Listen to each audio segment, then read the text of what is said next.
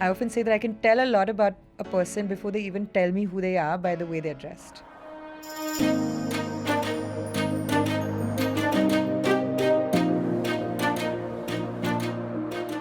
Why should we, as a hot tropical city, be wearing clothes that don't suit us? I think we would have to take a few steps back to look at how our colonial history has shaped our understanding of class hierarchy.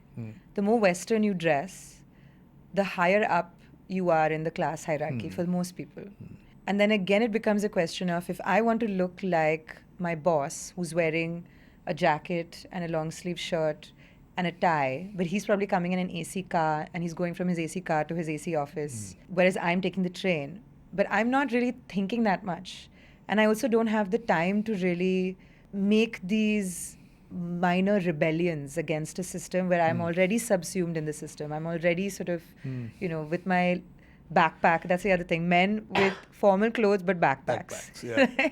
True. Which is new because it's so convenient to carry a bag on your back. Absolutely. Instead of briefcases. Instead of briefcases, exactly. But then that change also, you don't see anybody saying, no, but a backpack doesn't suit me. So I've noticed that as a people, when we are so bogged down by systems that continually tell us to fit in and to sort of bend our heads and accept what we're being told, we don't really think of fashion as a challenge or a rebellion, and we don't really think about our own best interests, right? Polyester is cheap, and polyester in its various forms, it's like you don't have to worry about ironing, unlike cotton or linen, which is good for our climate, but you have to worry about ironing it. Or if you chose not to iron it, you would look disheveled and then you wouldn't fit into a corporate culture. So there are so many systems, which is why I always remind people that when they dismiss fashion as something simple, it is the opposite of simple. Fashion is political. Fashion is social change. Fashion is sexual. Fashion is all kinds of things.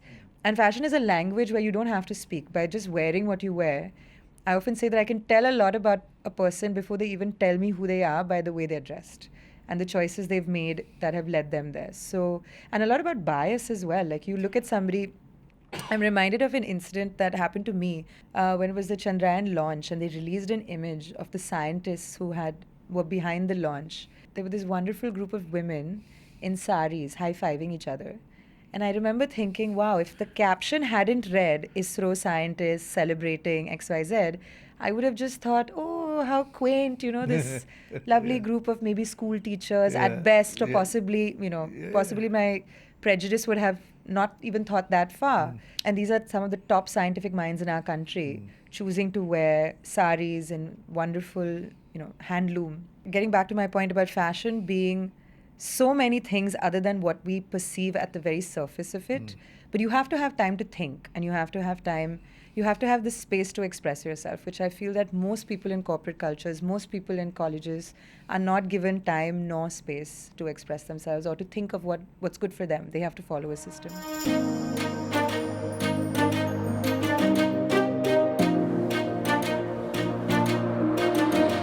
I V